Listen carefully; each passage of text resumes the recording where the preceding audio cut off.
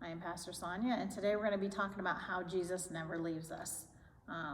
So I want to share a little joke with you this morning because I just thought it was kind of cute.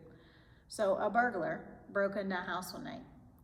He shined his flashlight around looking for valuables when he heard a voice in the dark that said, "Jesus knows you're here." He nearly jumped out of his skin, clicked the flashlight off, and froze. When he heard nothing more, after a bit, he shook his head and continued.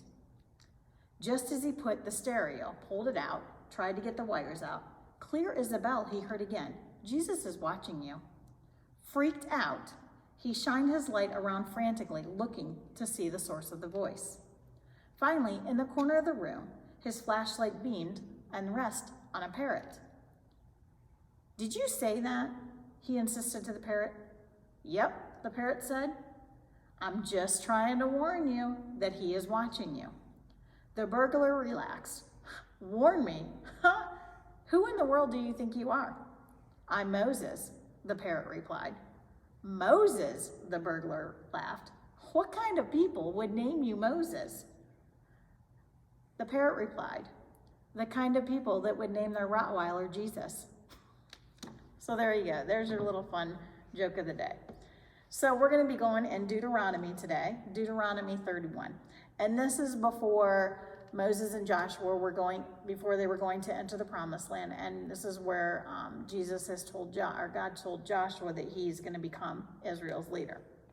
So it starts out in verse 31. When Moses had finished giving these instructions to all the people of Israel, he said, "I am now 120 years old, and I am no longer able to lead you. The Lord has told me, you will not cross the Jordan River. But the Lord, your God himself, will cross over ahead of you. He will destroy the nations living there, and you will take possessions of their land. Joshua will lead you across the river, just as the Lord promised. The Lord will destroy the nations living in the land, just as he destroyed Sihon and Og, the kings of the Amorites.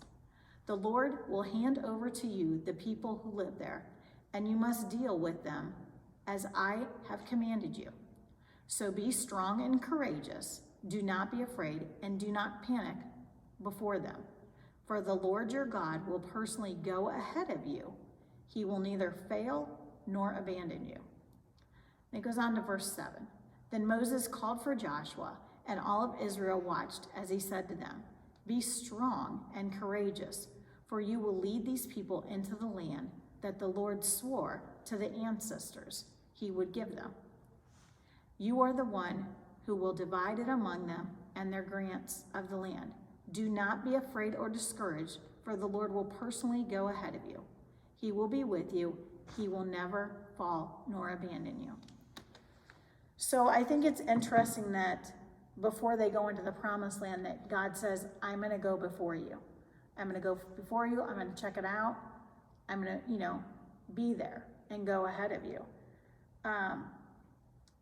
It's nice to know, if you think about it, that God already knows what our future is going to be. He already knows what tomorrow is going to bring.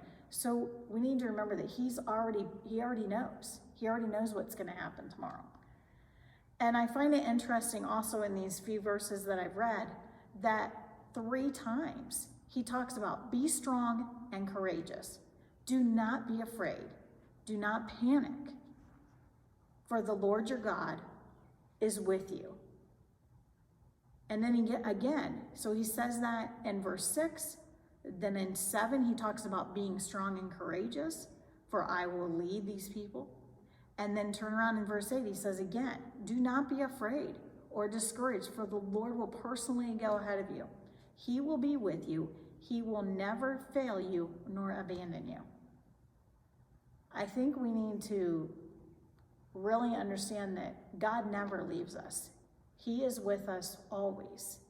And I think if we remember that when we are doing things that we may or may not shouldn't do, I think that would help us make better choices. And so I encourage you today that just remember, no matter what you're going through, that the Lord never leaves us, that he's already gone ahead, he's already prepared the way, and that we really just need to focus and have our faith in him that he is leading us through our daily life.